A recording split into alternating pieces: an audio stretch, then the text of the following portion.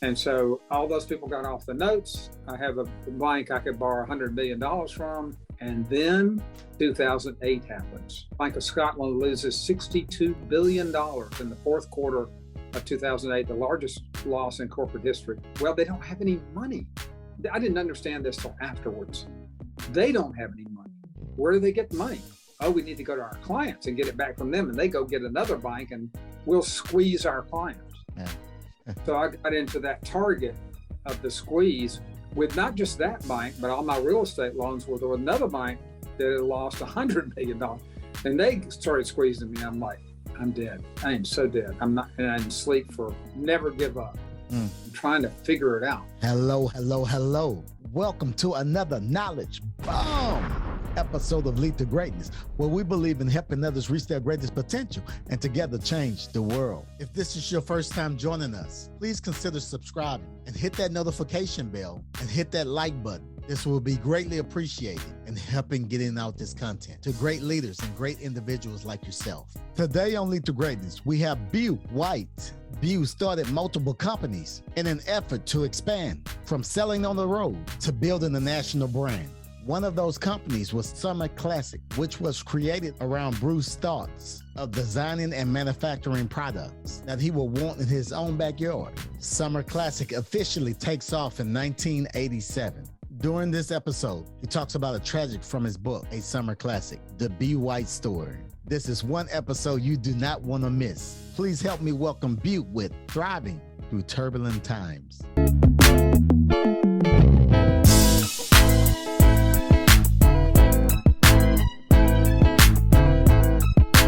This is Cedric Francis, and you're listening to Lead to Greatness.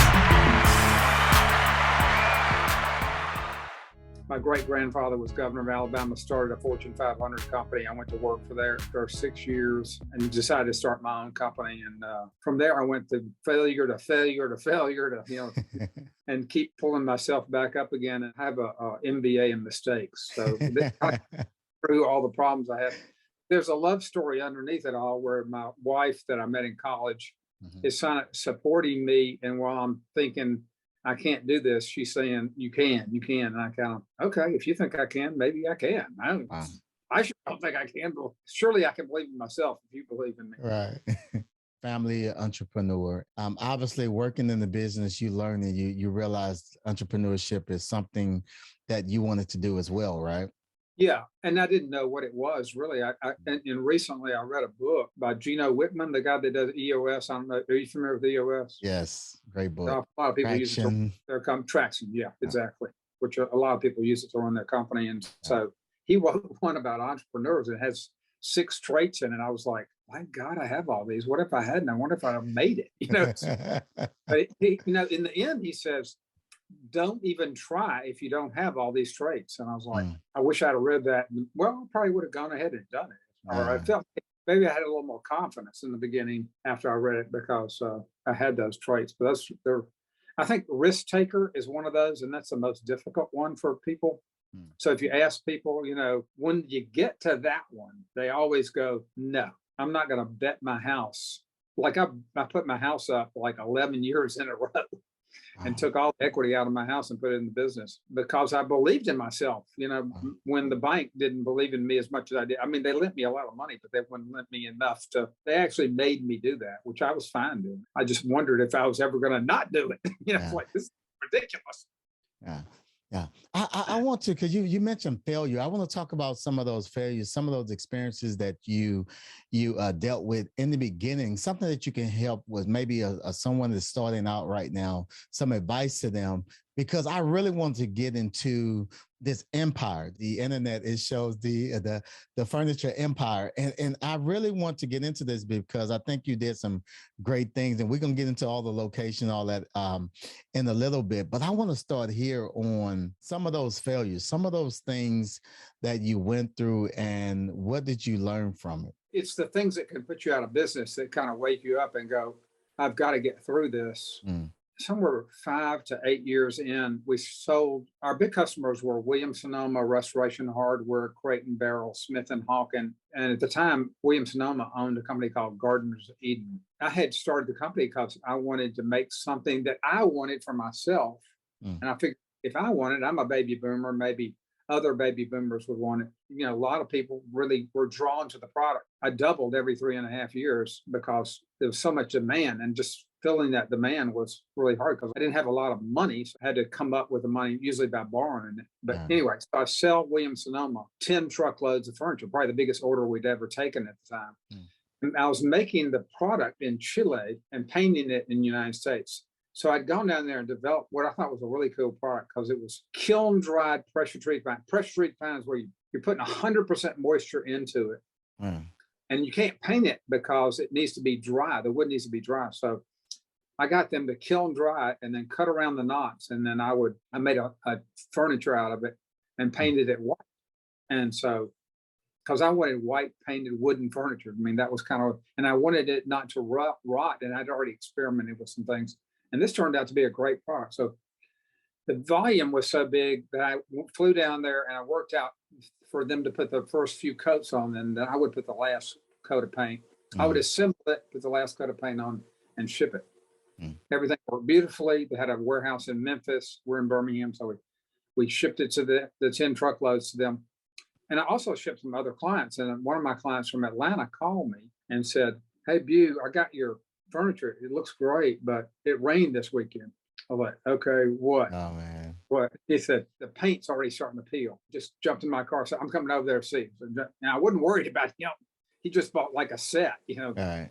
Worried about these 10 truckloads. So I went over there, looked at it, and said, "Okay, well, we'll take it back and fix it." Because I worked all this, you know, to make sure they use the right paint. And sure enough, they had changed the paint. And I had painted some of it myself because I was in production already. And they were selling the heck out of it. So I said, "What if I got to recall it? I'm going to have to recall it, start over, not let them paint, and see if I can get through this." Mm.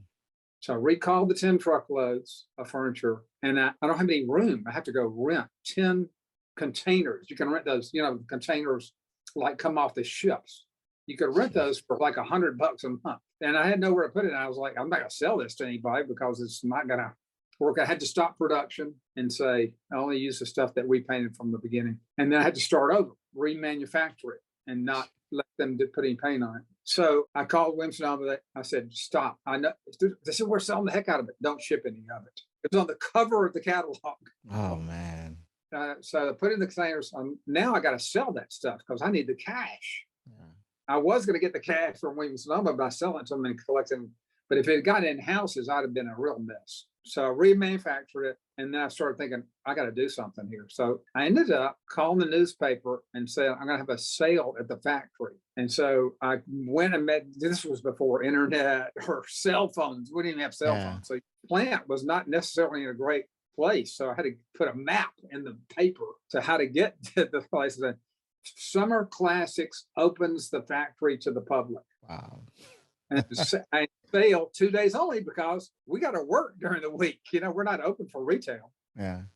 And so I get to the factory and there are so many cars in the parking lot and there's traffic is blocked. I'm going like, oh my God, this is I hope they like it, you know, because this is going to work because the crowd is incredible. So we converted about $50,000 that weekend. I was like, payroll, yay.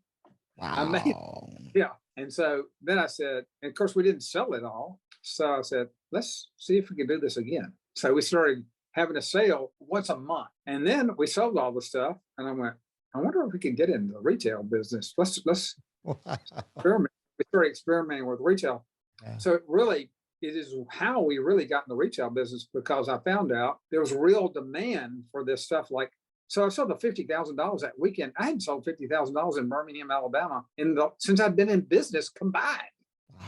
So I said, this could be interesting. And it turned out to be the retail business. And then we just kept working on the model and that got us in the retail business. And we started competing with our customers is really what happened. But it turned out it built the brand up so much. It's sort of like you have the Apple store, but you can also buy at AT&T or any place, Walmart, you know, if you want to. So this was the same idea. It's not that we're going to sell Walmart, but because we're like Louis Vuitton, you know. Yeah. And so we created demand for the product around the stores. And then as we added stores, it helped build the brand. It's really a terrible thing that could have put me out of business. Turned out to be a great thing because I was able to convert. And the funny thing is, you know, when people were coming in that week, I said, now it might peel, but you're getting a deal, you know? Wow. They bought it. And I mean, a risk that you didn't know what was going to happen and you still did it. I want you to speak to the Lead to Greatness community. I want you to speak to that entrepreneur and give them some encouragement on when bad things happen, how should they respond? pray a lot. This is a worse situation. So as we're growing, we go from, $1 million to 2 million to 50 million, right? So now we're having to borrow tons of money. Royal Bank of Scotland calls on me. Royal Bank of Scotland, the biggest bank in the world at the time. We'll lend you as much as you want. What do you need? I need like $20 million.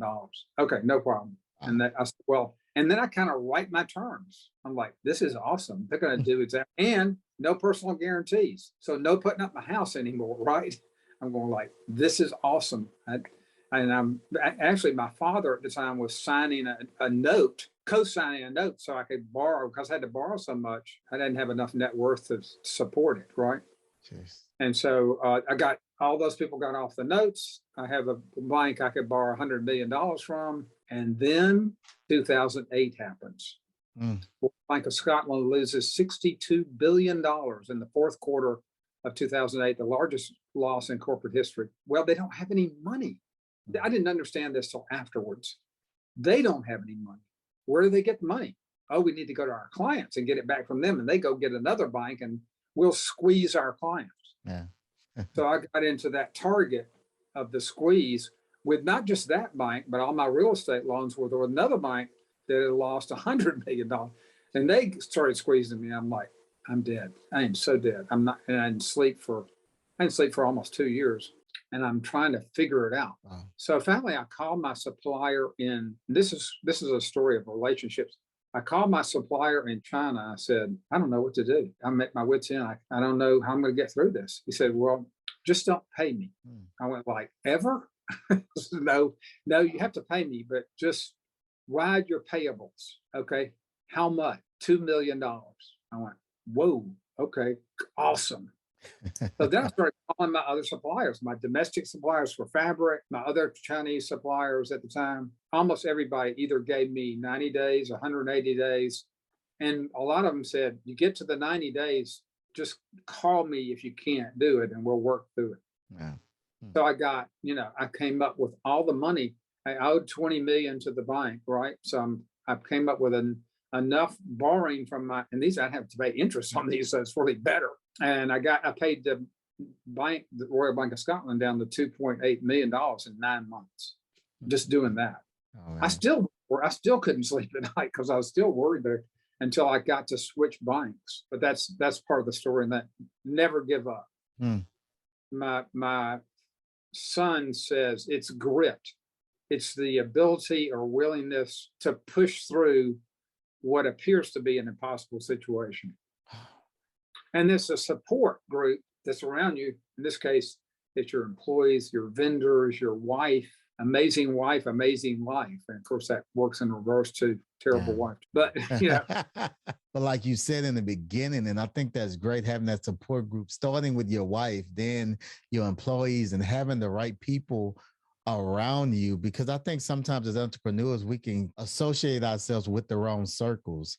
So you have Summer Classics, and you have stores in Texas, you have stores. What are all the locations that you currently have right now? Well, up to Chicago. We're getting ready to open in Phoenix. And of course, we're in Texas. We're in all the major cities there, San Antonio, Austin, Dallas. There's a couple stores in Dallas and Houston. Well, really in Conroe, and we're working on one in Houston as well. But St. Louis, we're getting ready to open in Annapolis. So that's probably as north as we go. And then we do licensing. So we have stores that are opened by other people in Louisville. Amazing. And St. Louis stores owned by both the Dallas stores are owned by someone else. Chicago's owned by someone else. Birmingham, Atlanta, Jacksonville, Orlando, blah, blah, blah, blah. My goodness. I don't want to for your audience to death.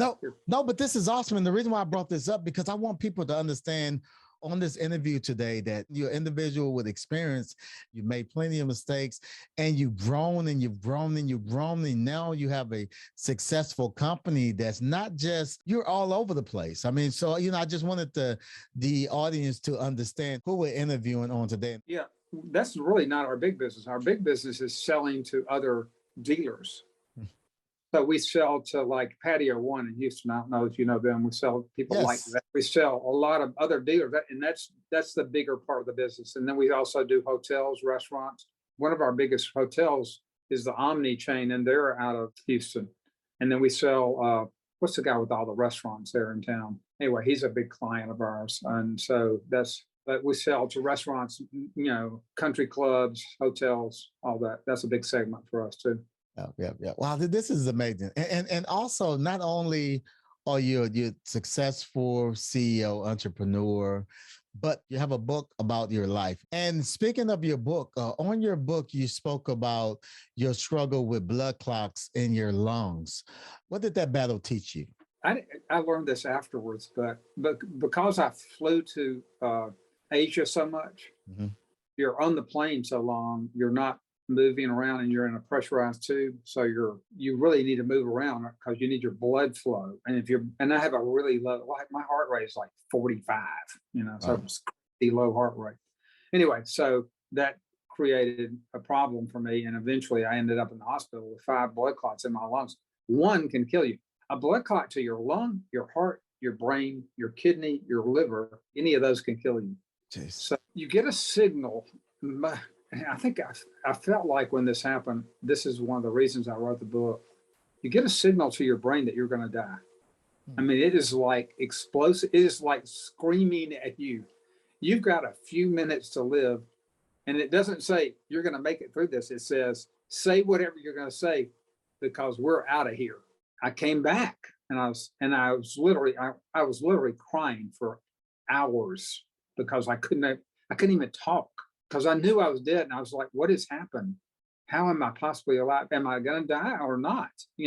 This is crazy because I had the signal. I know I was going to die, and I'm not. Why am I here? So your heart is stopping. I thought I had heartburn at first. I was like, this isn't heartburn. This is something serious. And it was like, oh my God, I'm going to die. And so I'm trying to get that nurse to come in the room, and I'm pushing the button, to get the nurse.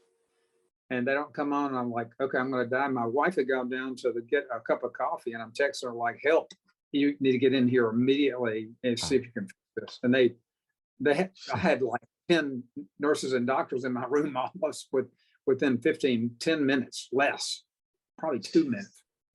And so they're pushing me down the bed and filling me full of dopamine and salt water. And I'm going, and they're saying, let's take him to ICU, take him to ICU. I'm calculating where the elevator is. I'm going like, I'm so dead. And I was turning white because my blood wouldn't pump up to my brain. I could see myself turning white. I was thinking, well, if I don't get enough blood up there, I'll go brain dead. And it's funny how you think about that stuff, though, getting ready to die. And then I got another signal that said, write the book, finish the book. I had been working on the book, but I couldn't write. I felt like God saying, write the book or else. I don't know if that was in there or not, but so I started working on it, and I finally found somebody that I had interviewed a lot of people, and I paid them a lot of money to write a chapter, and most of them were terrible. And so I finally found somebody that would really work with me and spend basically a year with me and work on the book. And so he helped me write the book, and it's getting great reviews. And I think it's great for an entrepreneur or somebody who's having a difficult marriage, maybe even would be helpful, or understanding the relationships and how important they are, and then pushing through difficult situations. Because I certainly, from dealing with people that are bad, when you have a business, you're going to run into these bad dudes, and you're going to have to push through that. And what was life before and what was life after? Like after going through all that, I know because before you experience something like that, I mean, we were kind of living casually going through life. At that moment, what did life teach you, or what did you learn from life differently than you knew before that moment going to the ICU? Well, you don't get any smarter. That's for sure. So you got the same brain, so you're gonna have the same intelligence level, and the thoughts are similar, except you said, I've got to prepare myself better. I haven't really thought this through. I need to change my life. I need to do something. And I thought writing the book was one way of me saying to people, this is what happened to me. And maybe you can glean something. I felt like God was saying, you need to write this to get something that people can glean something off of this that would be helpful to them. And I think it's the relationships. To me, it seems like it's your relationship with your maker, and then on down the line, wife, family, associates, suppliers, everybody you come in contact with is important. My favorite quote is, "You get the future you plan for." So if you plan, we're as a result of that. I've kind of had that since I was in my 20s. I've been a nut about planning, and then you'll be amazed how people will get behind you if you have this plan. And you say, "This is where we're going. Here's the plan. Go, everybody. This is where we're headed." And they'll jump on your wagon and go with you. Yeah. So having that plan, and it's not just a plan for business; it's a life plan. And you can do it if you take the time to write it down and make it happen. In the last few decades, that vision, how do you transfer that vision over to your staff and over to people in general? What did you do? You're going to have to hire that. If you're a visionary, you're a visionary. Right. So you've got to have those 6 traits that we talked about earlier: the visionary, passionate, driven, risk taker, responsible, problem solver. Those are the key traits to entrepreneur. But I think that risk taker one probably is more important. Visionary, certainly. If you're not a visionary, you've got to be able to see something in the future other people don't see, and go there. If you see it and believe in it, and you're right, it'll work. And that's kind of what I saw was, and I happened to be in the business, I happened to be a salesperson in the outdoor furniture business. I saw what everybody made. I didn't like the product. I was like, I don't even want this for myself. I wonder if somebody would like what I like. And then I had worked with Ralph Lauren when I was in the fabric business in New York, and I really loved his model. So I said, I'm going to do a model like that, because these factories I'm representing make product, and they have this box that they make this product in. And when the market changes, they can't move. They're stuck in their box, right? They can't move into where the market's going. I'm going to make what I think the client wants to buy. I'm going to have to think ahead what the client wants to buy, interpret it in my own way, and come out with it, and then find the manufacturers to make it for me. Although we make about 30% of our products in our own factories. It's not unlike Apple's model or Nike's model, where you're designing the product, and then you're having people make it, and then you sell it, and you have to put your name on it. Very similar to those models. Wow, that's amazing. And you mentioned Ralph Lauren. Ralph Lauren is a big household name. I really worked with his brother, George. So I was like, how does this work? Because you're not like all the other people I call them. They're cutters. So I was calling them cutters, so it's cut and sew.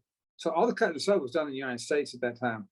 So we were calling them Levi Strauss, Wrangler, H.D. Lee, all these big cutters that cut and sewed primarily pants, blue jeans, and stuff like that. And so I was calling Ralph Lauren. He said, "Well, I'm really getting in the khaki business. I'd love to buy your cotton twills for my khakis." He couldn't meet my minimums, but I was fascinated with the model. I was like going, how does this work? You don't really make anything.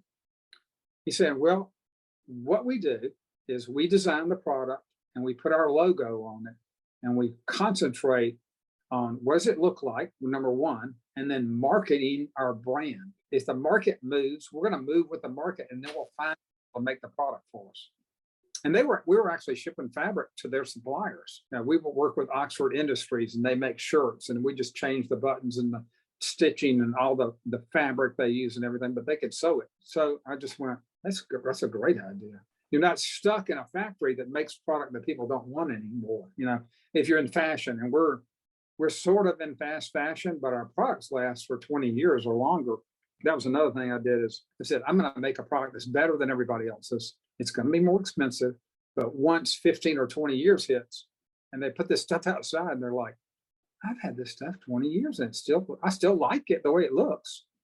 So you have to make it at least semi-traditional or transitional. You can't make contemporary, but you can make modern. There's modern that lasts, And so that's kind of the whole thesis of what I did.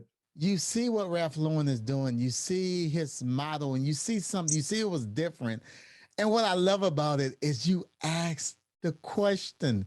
You asked the question and you got the answer. And so when you talked to him, did he give you the whole breakdown or did you just kind of, he gave you a little bit and you kind of figured the rest out on your own? I kind of figured out, I mean, after I saw what he was doing. So back then he was basically doing just ties. That's how he got started in ties, silk ties, and then the polo shirts. Mm-hmm. And then he was getting ready to go into casual wear. So he was going to do khakis and stuff like that. And then he started doing suits first, and then he went into the casual wear. And then he started getting departments in Bloomingdale's on the weekends. Wendy and I would go to Bloomingdale's and look at his stuff and go like, man, it's subtle, but the guy has really got great taste. And I was like, I think I have good taste. I think I could do that someplace. And I kind of wanted to get in the apparel business, but that's a very hard business to break into. Yeah. And I didn't want to live in New York City. And obviously, I think you can do it now without. Billy Reed's a perfect example. A guy, he's from Alabama. So you got to, you can do that business now without living in New York City. It would have been a little more difficult back then. Probably impossible. But anyway, I decided I wanted to leave the company that my great grandfather started and start my own company because I was calling on young entrepreneurs that had very few employees. And one day I asked one of the guys that owned his business, he had like 3 employees. I was like, hey, you mind telling me what you pay yourself? And he told me, and it was more than the president of the company I worked for, that I had this, the idea that I was going to be president maybe when I was in my 50s. Yeah. And I was like, this guy's paying himself more than my president makes. I'm like, okay, I need to do that. I think I can do that. I need to do that. And it's safer. I don't have to worry about all the politics involved in large corporations. I struck out on my own, and then I started making mistake after mistake after mistake. And, it's kind of like getting kicked and then get back up again. What are you learning now? I learned you can grow your company $50 million in 1 year. I was like, I never thought that was possible. So there's a point. I guess it's the tipping point. You know that book? It's the point where, and I just didn't see it coming. And I think obviously COVID helped a lot, but you cross over this, I'm starving and I can't make enough money. Like I paid myself $41,000 a year for 10 or 11 years. I was like, I'm never getting out of this. I got to go to my wife. I could go get a job and do way better than this year. No, you can just keep going. I got you. I'm like, okay. That's amazing. And so then you get to a point where you start making money, and then serious money. And it's like, wow, I had no idea it could be like this. So I think it's to never give up. Or I would have given up and never known that I could pass that threshold of growing a business really quickly. I mean, I couldn't finance that kind of growth in the past. So I've gotten to a point where you can do that. And to get my kids in the business, that was a really difficult thing. I mean, who wants to work for their father, for God's sake?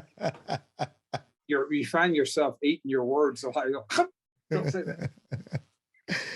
I'm not very good at that. But if you don't mind sharing, in the last, we're in 2022 now, but 2021, what was your revenue like as an organization? It was about $140 million. $140 million. Did you ever thought you would see the day? Oh yeah, I always. That was one thing in the vision part. I said, this is a $500 million idea, and we were $2 million. And I would stand up. We had a yearly dinner for all the employees, and the customers were there. I said, this is a $500 million idea. We just haven't executed it yet. It's still a idea that I haven't executed yet, because it would be easy to do if you had a ton of money and you didn't mind losing a bunch, because you could just open stores everywhere. We're taking a little more careful than that. So, but if we grow 50, 60 million this year, we'll be 200 million in a year. And that I didn't see. I never put down a number like that from year to year, but I always had the numbers. What happened was in 2008, when everything went backwards, that wasn't in my plan, because I would go through a recession like I didn't even notice it, right? I'd grow 20, 30% every year, even during a recession. And so when 8 hit, I was like, whoa, we're going to go out of business if I don't get through this. And so we went backwards. And so when you go back here, think about it. So if you have a stock that's $100, right? And it goes down to 50, it's got to double to get back to 100. So if I shrunk 50, I would have to double to get back to where I was. And so shrinking is not a good, it's really hard once you shrink to go back. But oddly enough, we started another business during the Great Recession and came out with that line in 2010, an indoor furniture line called Gabby. And it was immediately successful. And one of the reasons is nobody was even thinking about starting a business in the middle of the Great Recession. And so they were dying for something new and exciting, and it was the right thing at the right time. And that's really taken off. That's a big part of the growth that we're having now. And it's in a much bigger sandbox than the outdoor furniture businesses. Bro, that is amazing. You have a brilliant mind. And I love that. Man, I'm looking at this time and I really like, oh man, it's so going through 2008. In 2008, you have, like you say, you pretty much got cut in half. So my question for that is, going back, it's like, for example, the Great Recessions or the beginning of COVID, looking back in hindsight, did it make things better for you as an entrepreneur? Because I mean, like you said, you have to think of how can I get back here or surpass that. So did it bring you in more of a creative state where you were more creative to even come up like, okay, we got to figure things out, and it got you out of what did that do for you? Here, the absolute living heck of me. I was like, I don't know. So it was like, you're think about everything. You're on cloud 9. You got as much money as you need from the bank. Everything's going great. And then you're like, am I going to be able to buy groceries? Am I going to have to sell my house? Am I going to, what am I going to do? Am I going to lose my business? All those things are going through your mind. Boy, does it make you sleeping. I would say I didn't need an amphetamine to stay awake. Let's put it that way. And so you're using your brain. And then you realize your brain isn't good enough.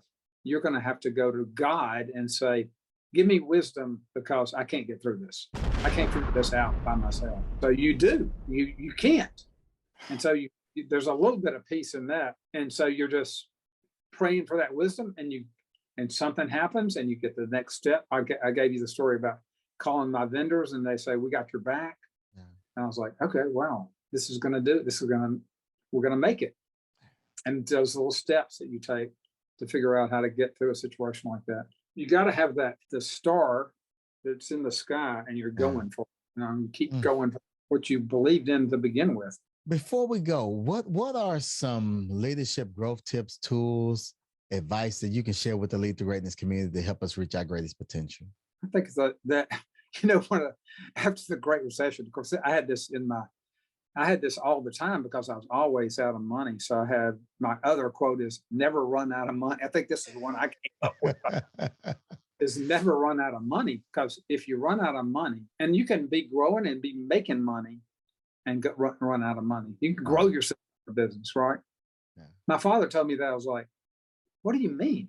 He says, well, you're growing, you're having to buy this inventory. You buy the inventory and you can't pay for the inventory and you can't pay the bank back because you hadn't changed the inventory into receivables and then collected the receivables to pay for it.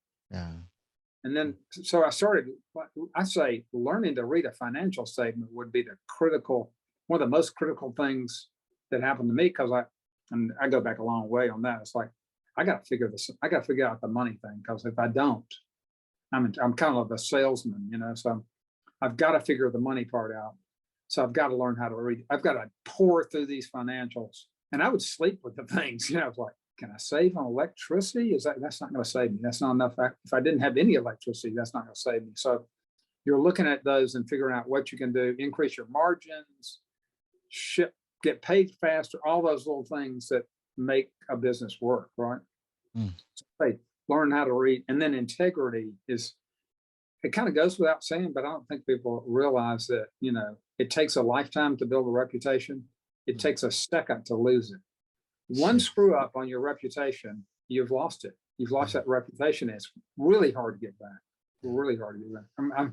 I guess Donald Trump may be the exception to that. Oh man, this wisdom is amazing, and the Lead to Greatness community definitely going to be better for all this information, all this knowledge, all these little tips and the hidden message behind the message. I mean, just your thinking process. I mean, so much we can learn. I recommend Lead to Greatness. Listen to this podcast, listen to this episode over 2-3 times, and I guarantee you're going to learn something different each time you listen to it. This is so great. It's so amazing. Thank you, thank you, thank you.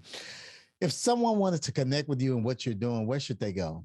Well, you can go to bewhite.com. Nobody goes there, by the way. You can go to, yeah, I go there occasionally. Nobody. I had looked to see if anybody goes there. You can get the book on Amazon. You can do the Audible. I just tell you, my roommate in college, Michael Young, who did Kids Are People too. I don't know if you grew up with that or not, but you might recognize that show. On behalf of the Lead to Greatness community, I want to thank you so very much for taking time out of your busy schedule and adding value to us all. Thanks, Cedric. Appreciate it. Thanks for the time. Absolutely. And don't forget to subscribe to Lead to Greatness if this is your first time. And if this podcast was helpful to you, leave a big thumbs up. And also, I want you to check out our Marriage Coach podcast, the podcast with my wife and I. If you're on iTunes, please rate this podcast and leave a review and help get the word out. Again, thank you, Lead to Greatness Nation, for joining us on today. Looking forward to seeing you again on next week. Till then, remember, if you help others reach their greatest potential, together we can change the world. Peace. We out.